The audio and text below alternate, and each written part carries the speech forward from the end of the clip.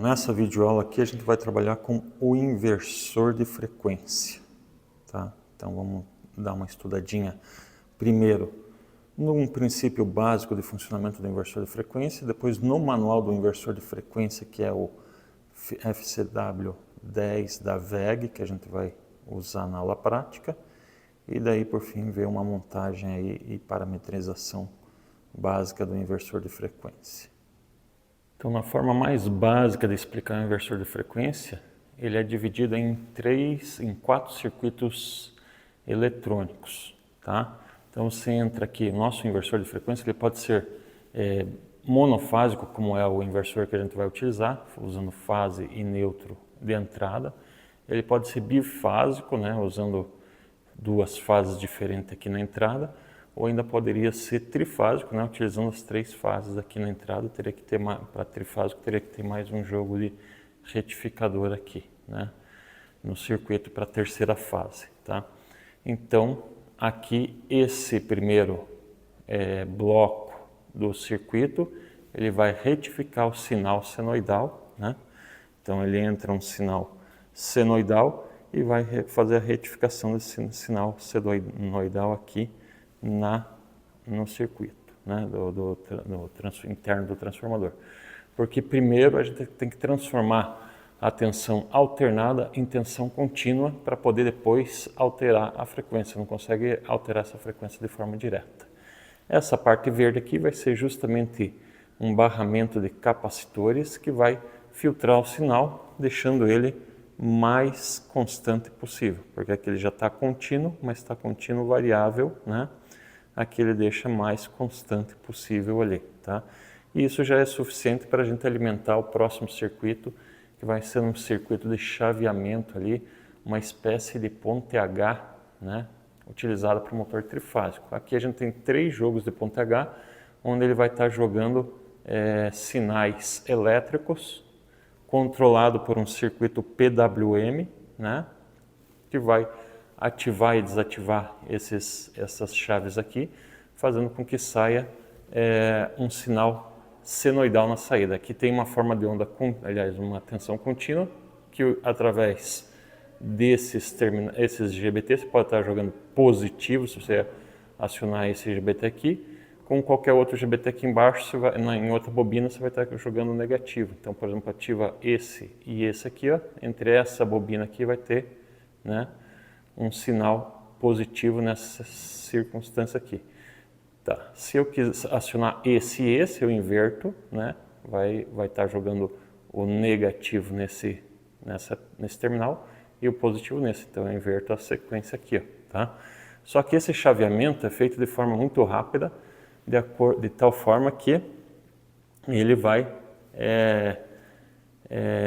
modificando aqui, né, as tensões, a frequência, aliás, a polaridade, de acordo com a largura de pulso aí que a gente tem. Como a gente sabe que a largura de pulso 60 Hz é de 16,7 milissegundos, então a gente vai ter uma largura de pulso de 16,7 milissegundos, e o que vai obter a tensão de saída aí próximo a 220 volts vai ser justamente a tensão média que eu vou deixar esses IGBT acionado, né? Então, se eu quero 25% da tensão, eu deixo 25% desse tempo ativado esses dois. Depois desligo ele e ligo o outro jogo, né, para ir fazendo as 3 fases defasadas entre 120 graus uma da outra, né? Mais ou menos ficaria assim, ó, né? Então, eu vou jogando 25% da frequência, ele vai jogando o sinal, vai aumentando a tensão, né, até um valor máximo, depois vai descendo.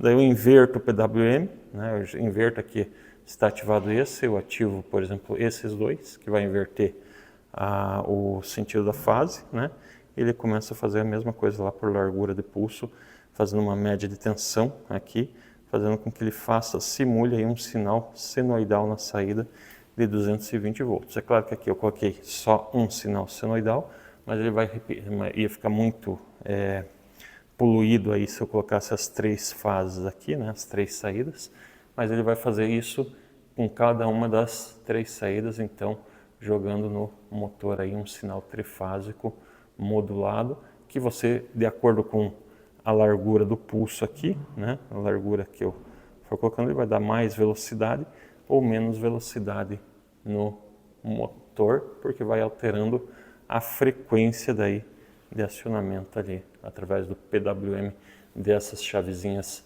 de IGBT, tá ok? Então esse é o princípio de funcionamento aqui do inversor de frequência na sua parte interna. Nós temos aqui um inversor de frequência que já está estragado, e justamente porque antigamente a gente fazia o pessoal ir parafusando aqui, ó, já tá, a última vez que foi usado teve que até que soldar aqui, né, porque já não tinha mais parafuso que aguentasse, mas esse aqui já está queimado. Então tá aqui, ó, tem os capacitores que estão aqui, o transistor, ele tem esse dissipador grande que está aqui embaixo, ó, tá?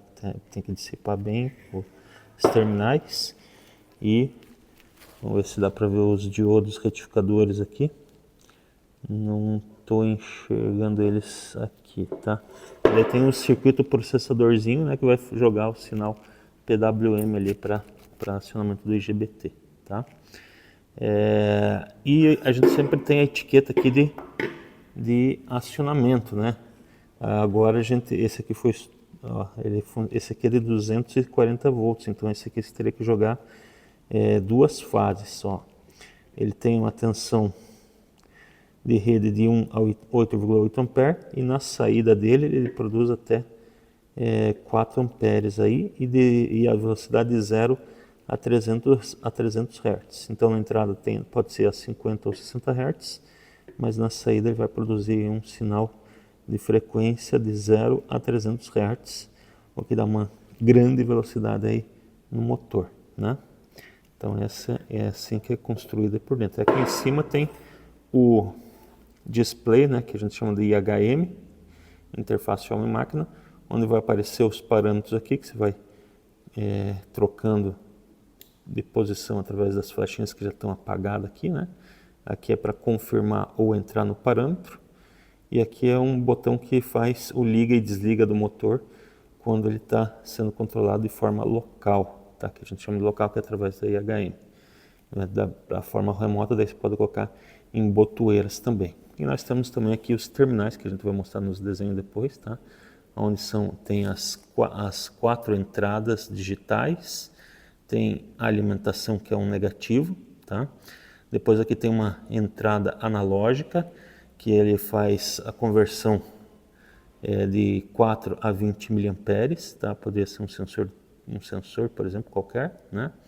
Aqui esses três é outra entrada analógica de 0 a 10 volts. Aí você pode colocar um potenciômetro, né, para fazer o controle de divisor, como divisor de tensão.